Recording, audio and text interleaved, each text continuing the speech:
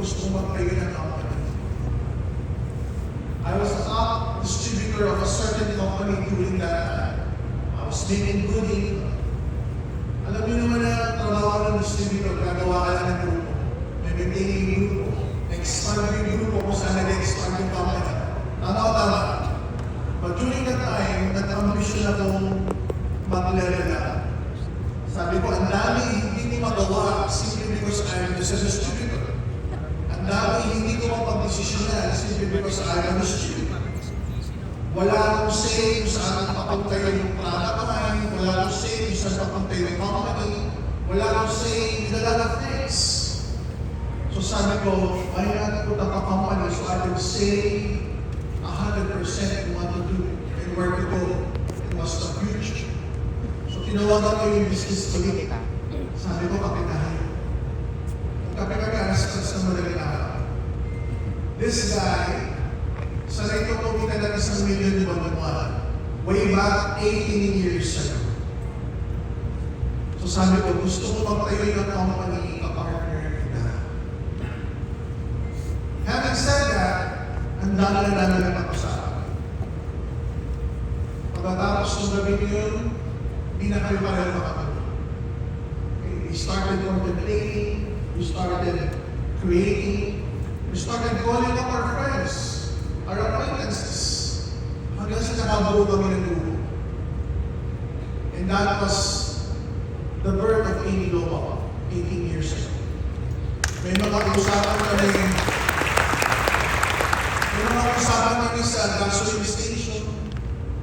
Bakit sa gasoline station, no?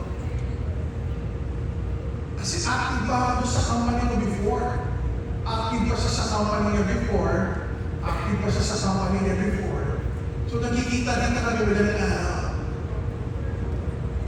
And when we finally launched this, nakakatuwa. When we finally launched this, simply because we were just top distributors nung company pinanggalingan na marami nagsabi na hindi ba yung mga yan magtatayo ng company? Hindi magtatagalingan. Pinakagusto kong narinig doon. Sabi mo na pinanggalingan ng company. Oh, God. Good luck. Sabi mo, CEO ng company pinanggalingan ko. Good luck. Sabi ka, baka hindi magtagal ng 3 months, sarado na yan. So nung nakarating yung balita sa akin, mas lalo ko na challenge. Sabi ko, I don't want to make a company na pang Pilipinas lang. I don't want to make a company na makikilala lang sa Pilipinas. Makikilala lang sa Ortigas, makikilala lang sa Pasig, sa Metro Manila, sa Laguna, sa Batangas. I want this company to go on a global scale. It's ambitious. It's an ambitious goal. Hindi natin Pilipinas makakagawa ng company makakapit sa iba't ibang mga bansa. Bihira. Bihira yun, lalo na for a direct sales company. Jollibee na it took them how many years bago makarating sa ibang bansa. And yet, when we are just starting, ang taas kagad ng pangalan pa lang eh. Come on. Pag binabanggit yung kalaban, hindi nila alam, i-empower nila na. Kung dyan ka sa inyo, isipin mo, pati sila binabanggit, global tayo. Positive ka na. So, from day one, we were living a dream and ambition na magiging global scale. Scale up on a global operation. Pero hindi siya nagpatalaga. Hirap. Dami nagsasabi, imposible yan from day one. So what are the challenges during that time? How can a startup company go global from day one? Sabi ko, sige, hanap tayo ng product. Since I'm a doctor, hanap tayo ng malupit na product at malupit na supplier. Supplier, big enough para magkaroon ng trips. Everybody say trips. Lips. Anong trip yan daw? Yung parang ano? Yung puso-puso sa bakok. Trips, travel. So nakahanap kami ng supplier from the US. In the name of Nature's Way. Nature's Way, 18 years ago, is already a $1 billion company. 500, 600 product lines. Manufacturer ng iba't ibang mga supplements in the US. So, in-email ko sila. Pagka-email ko sa kanila, tinawagan ako na Filipino coordinator nila. After exchange of email, after 2 weeks, yung president and CEO lumipad dito sa Pilipinas. Interested in partnering with us. Paglipad dito sa Pilipinas, ang pag-uusapan, how can we be exclusive with their products na gagawin para sa atin? Challenge number 1. Nung mag-meeting kami ng 9 o'clock ng umaga, my mother-in-law died something like 3 in the morning that day.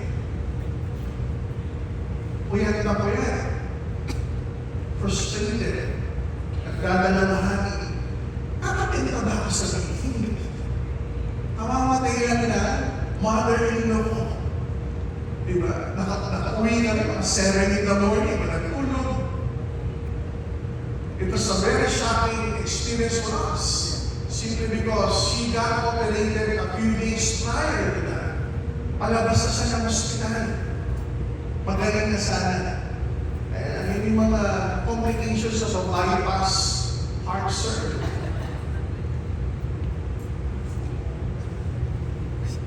So sabi ko, hindi ako makakain. Or kung kakain ako, malilate ako. So wala ko sa wisyo. Wala ko sa wisyo, hinabol ko pa rin yung meeting. I was late. Pagdating ko doon, sinabi ko kay mother-in-law died a few hours ago. They wanted to cancel the meeting. Pero sabi sa ano, nagsabi ko, no, let's proceed. The show must go on. Nakaka-relate pa kayo? Minsan may mga presentation, may mga Zoom, may mga closing, pero di mo feel. Tama-tama. Bakit? Nag-away kayo, tapos magpa-closing ka, sasabihin mo,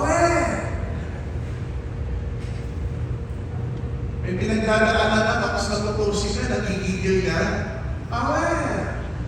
Nakaka-relate ba? Yes. May pinaghuhugutan ba? Minsan may problema kang mabigat, pero kinakailangan mong humarap. The show must go on. Showbiz yan. Business must go on as usual. Tuloy ako sa meeting. Lutang yung utak ko, kuya, nagdadalahati. Anong sabi ng CEO ng Nature's Way? How will you sell our products? Sabi ko, I will sell it through direct sales and network marketing. Sabi sa akin, network what? Network marketing. Or like an Amway. Sinabi ko na kasi kanta namin. Amway! You know Amway. So how do you plan? How do you plan to sell your products? Sabi ko, I will create an office with a huge seminar room, probably around 300 to 500 seating capacity. And I will fill it up with people every day, 3 times a day, to explain about our products and the business that we have. O kwento ko yung produkto mo at negosyo namin at bibenta kami araw-araw. Sabi ko CEO, and you will sell our products that way? Sabi ko, yes. Tapos nagbulong-bulungan sila. Indotang ka na, pwede ka na. So sabi ko doon sa ka-partners ko, medyo nagbibigyan ko. Ano bang pinagsasabi nila? Nagbubulong-bulungan. Doon parang pinaniniwala. Sabi sa akin, galingan mo paliwanag. English na yan, galingan mo. Puyat ka na, lutang ka na, nagdadalahati ka na. Sabi ko, it's like this. On each product that we will purchase from your company, we will create an income opportunity wherein they could sell the products for a higher price. Sabi sa akin, so they will become a reseller? More likely so. Sabi ko, distributor, reseller, something like that. Sabi ko sa akin sa partner ko, Dok, ihilit mo agad yung street para makakita sa US. Sabi ko, wala pa tayong benta yung street ka.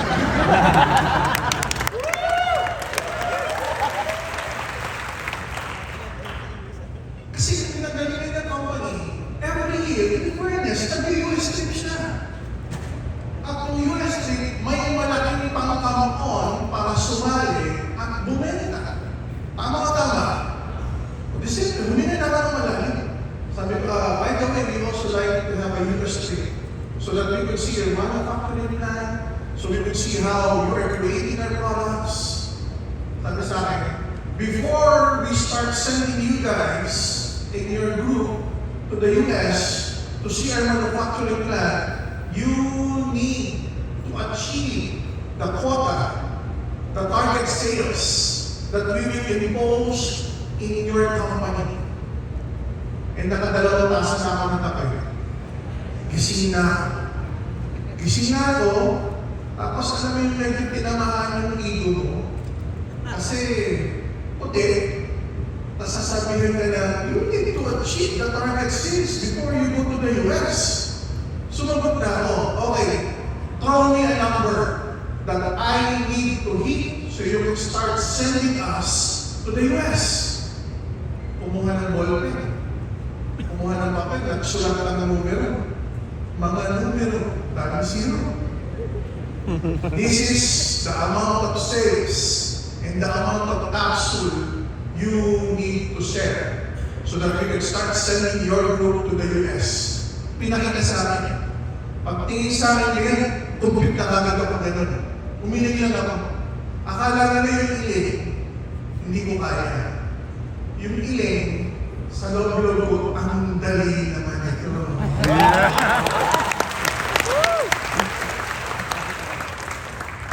Ask me why. And network marketing. Yung pinagaling ng company, alam yung benta ng grupo ko eh. Isang link pa lang, kaya-kaya ko eh. Yung kapartner ko, isang link pa lang, kaya-kaya ko eh. Tapos ito pa, isang buong taon, nang link namin lahat. When we signed that contract, on our first 6 months, na-achieve na namin yung quota ng 1 year.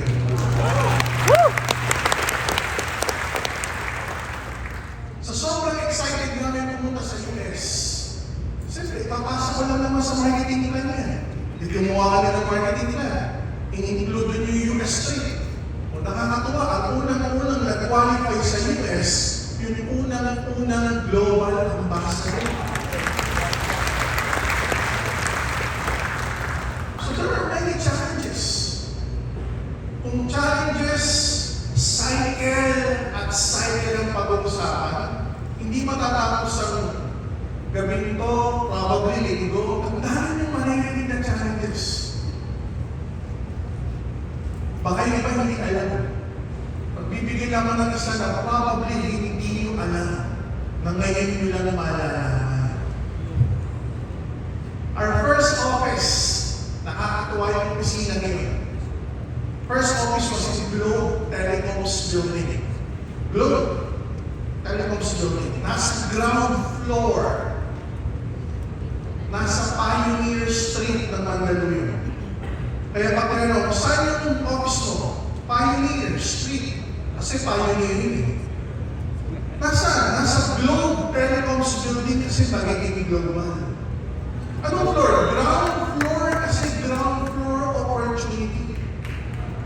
Isipin nyo pinagtugma-tugma ng pagkakataon. Gano'ng kadalas na magkakaroon ka ng bagong kumpanya na magiging global na pioneering sa Pioneer Street. Magiging global sa Globe Telecoms Building. Na start-up, ground floor opportunity sa ground floor. Kaya nung nakita namin yung office na yun, tara, pwede na yan. During that time, when we occupied that office, akala na Globe Telecoms eh. Pag sinabi Globe Telecoms, sikat ang hindi sikat. Sika. Eh, direct selling yung nature ng business. Yung Globe Telecoms, pagdating ng 7 o'clock ng gabi, wala nang aircon. Sige mo, nagsisisi ko pa ng power, 7 o'clock ng gabi, wala nang aircon. Eh, nagdadatingin pa lang yung prospects, guests, and leaders. Tama-tama. Yung CR, nasa loob ng building, pagdating ng 7 o'clock, sarado yung building, sa labas ka ng building magsi-CR. Paglalakad ka ng 5 minutes. Minsan yung prospect, pag nag-CR, 5 minutes, hindi na bumabalik. Alas 8 pa naman, init na sa office yun. Power kayo, payo, walang aircon. Kasi yung building, centralized yung air conditioning. Hindi ba, ang ganda ng location, ang ganda ng branding, pero may challenges sa building. So, nag-i-email kami sa management at admin ng Globe Telecoms building. Pwede ba excited kami? Pagdating niya sa centralized air conditioning, gising kami hanggang alas 2 na madaling araw. Pwede ba hanggang 2 in the morning yung aircon natin? Kaya po ba yan? Pwede ba yung CR magkaroon ng access sa loob ng building para hindi na lalabas ng 5 minutes? Ayaw din pumayag. So wala namin choice. Lumipat kami na office, 6 months lang doon, lumipat pa ng office sa AIC Gold Burgundy sa 3rd floor. Bukod sa 7-Eleven sa baba, tayo na yung kauna-unahang tenants sa loob ng AIC Burgundy Empire Tower. Hindi pala AIC Gold, sorry, AIC Burgundy Empire Tower. So kanya natin, tayo yung kauna-unahang tenants sa loob ng building. Diyan sa building natin ngayon. To the point na yung ahente, demo unit, yung unit natin. Pupuntahan yung inilaban, no? Ako, dapat tao. So yun yung magiging kusina nyo pag kinuha nyo yung 4th floor. Pag kinuha nyo yung 2nd floor, ang dapat ahente mo pupunta. Good enough, yung ibang ahente, sumala rin. Wala kasi magawa eh. Pagpasok tayo na. Diba? Challenges. Yung pinagalingan ng company, guys. Kapag kami nagsalita, we were trained to build our business globally in the English language. Inglesan. Medyo middle class at yayamanin yung market namin. Medyo nakapag-aral at professional ang market. Bawal mag-green jokes. Bawal mag-Tagalog, bawal magmura, English, motivation, biblical, at historical. Ganon kami ang upbringing sa akin. Nung na-meet ko yung mga partners ko, iba. Grabe yung culture shock. Sabi sa akin ng mga co-founders ko, huwag ka masyadong seryoso. English ka ng English, di mo alam, di ka naiintindihan ng prospect. Oo, pero di ka naiintindihan yun. Magtatagal-tagal ka rin. Di ba? Tsaka mapapatawa ka rin doon. Tsaka naiintindihan ka, suplado mo eh. Isipin mo, ka-partner mo yun, gano'n ang sabi sa'yo. Tapos doon sila, pag sila nagsalita, grabe, masa-masa. Di ba? Kung magpatawa, may itlog.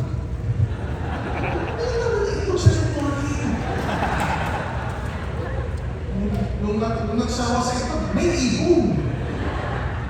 May unggoy. Dati na lang hayop, dati ito. Pero sa dulo, nakukunin niya sa pagdidesisyon sa buhay. Sa dulo, nakukunin niya sa pag-network. May mga clashing of cultures kami. Kasi nga medyo middle class tayo in the market kasi siya masa. To the point na pag nag-training sila, talaga yung mga tao, pero nahilangan pasyon pa rin. Inapas na ganyan. We carried over that culture, yung pagiging wild, yung pagiging baliw.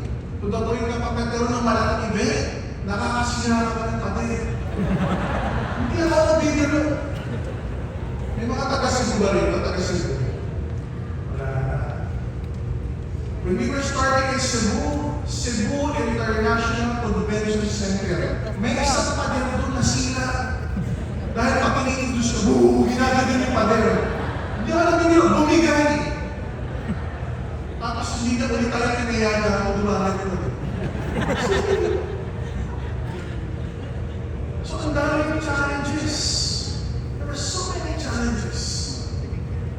Ang mga narinig din na lang siguro yun, ay grabe, million, grabe, naraming sa ibang bansa, million na benta araw-araw.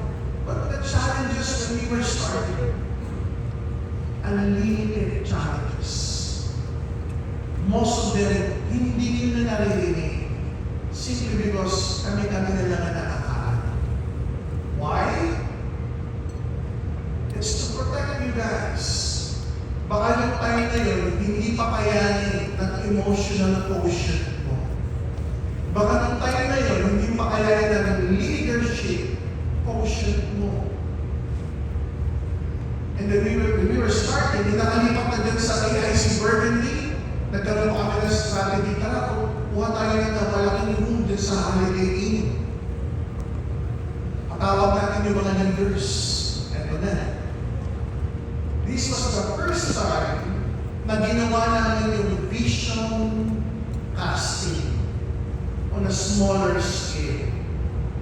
On an informal manner. Ito kasi very formal eh. Itsura niyo pa lang, no? Dami ka tabi mo. Di mo na kung saan Tagalog yata. Semi-hirit ba yun? Ibang-iba ako ngayon, no? Sabi, smart casual ko. Baka akin ang hirit eh. Ano ba nakalagay doon sa invitation? Correct? Sabi niya, hindi ba naman ito corporate eh? Pwede na ito. 2006, we did our first vision casting. Kumuha kami ng 3-bedroom hotel room sa Holiday Inn. Pumunta doon yung mga pioneering leaders namin. Naka-hotel, so aircon. Alam yung papasok ng hotel, sampuan, kasi 10 lang kasi sa elevator. Papalit doon, pupunta sa room, another 10 batch of 10, another batch of 10. So nakaupo lang sila doon sa carpet. Yung iba nasa sofa. Kami nga, founders and co-founders, nakaupo kami sa high chair. May isang leader. Sabi ko sa leader, kasi hindi ako kilala ng leader. Dok, sabi ni Dr. Cadaro, saan ka graduate? Ano ba sa PLL pamatasan sa gusto ng Pemina? Pumasa ka po ba ng board exam? Sabi ko, oo naman. Pwede mo kitingin yung RC mo? Hindi nga ako kilala. So, pinakita ko kayo yung RC. Lahat tanong. Product, at yung marketing plan, saan papunta ang company? Nung sinabing saan papunta yung company, ang dami ka nang sinabi. Punta tayo sa iba't ibang lugar sa Pilipinas, makakarating ng iba't ibang mga bansa, magkakaroon ng mga innovations. This was 2006. Wala pa Facebook nun. Friends, wala pa rin friends kaya. So sinasabi ko sa kanila kung saan pupunta yung company, magkakaroon ng iba't ibang businesses ng company, magkakaroon ng mga investment division opportunities. Yung iba habang sinasabi ko yun, since hindi pa corrected yung culture ko, English pa, iba pa lang, gano'n mo, ha? Global na ba? Global.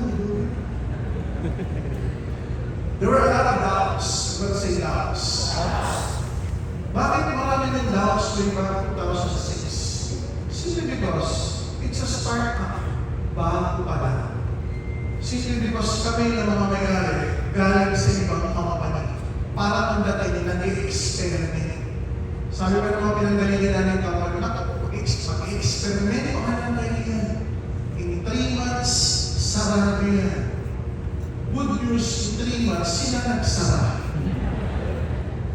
Nung nagsara sila, bitter na. Sabi na ako, nagtagal pa ng 3 months, magsasara din yan. So So that was the first time, 2006. Meron siguro mga 30 na leaders na pumunta sa holiday, umupo, nakinig. Nagtanong ng mga matatalinong tanong at nakamaluhang tanong. Saan papunta ang kapamanan? It's a question to me, but for me, I know the real question is, Dok, saan mo ba ako dadalhin? In an informal way. Lumipas ng 3-4 na oras ng gabi yun, na inumaga na kami. Lumabas sila. They were all empowered, they were all excited, they were all done. They started building it. Build na network. May mga challenges pa rin. Challenges, day in, day out, hindi nawawala. In short, ang challenges, part ng buhay natin. Challenges, part ng business natin. You need to accept the fact na lagi iba yung problema ang hahanapin mo solusyon.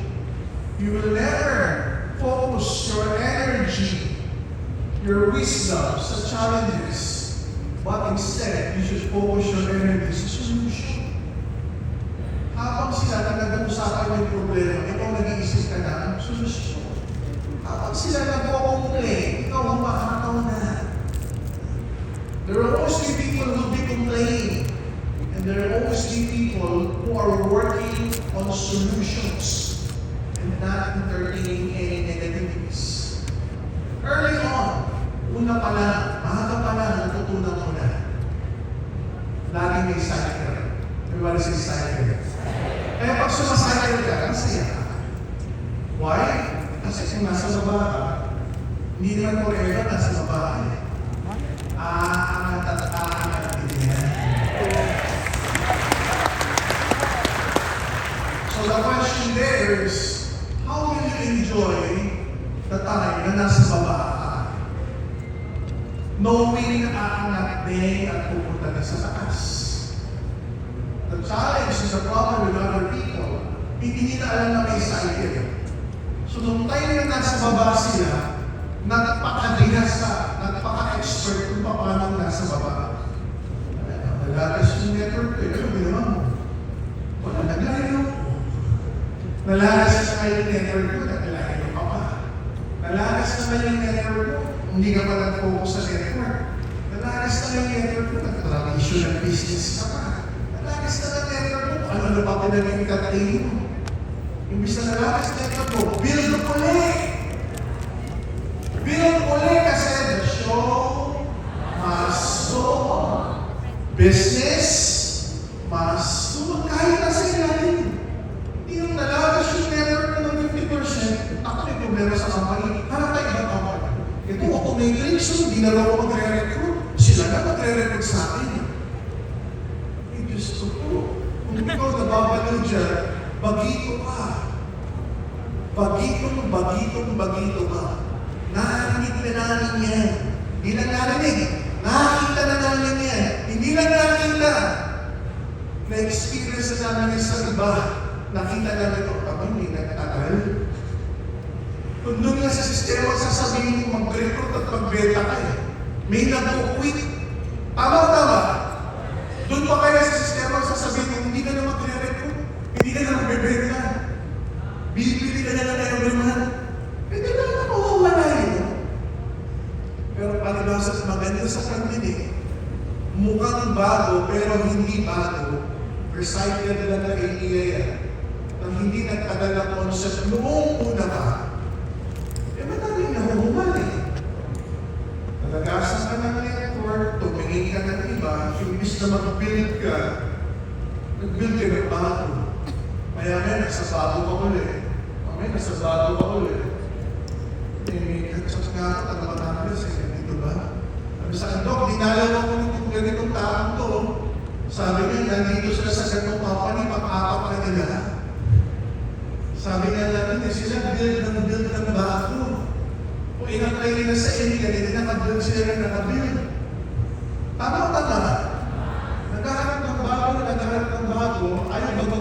sarili nila. Yung sarili nila naman yung problema. So challenges are supposed to be part of growth. Everybody say growth. Once masaya ka sa challenges, ayan na. Alam mo na nag-grow ka, nag-mature ka, ini-embrace mo na yung challenges. Bakit? Para tinahin. Lahat ng malalaking negosyante, lahat ng malalaking negosyo, laging may pain points, may growth pains. It's a matter of embracing it, knowing it will pass.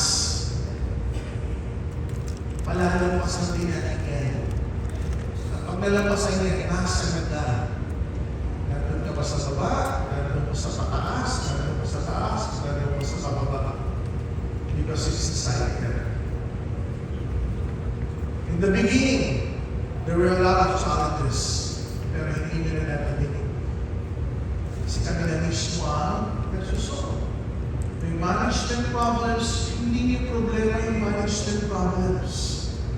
Ang problems yun mag-build ng network.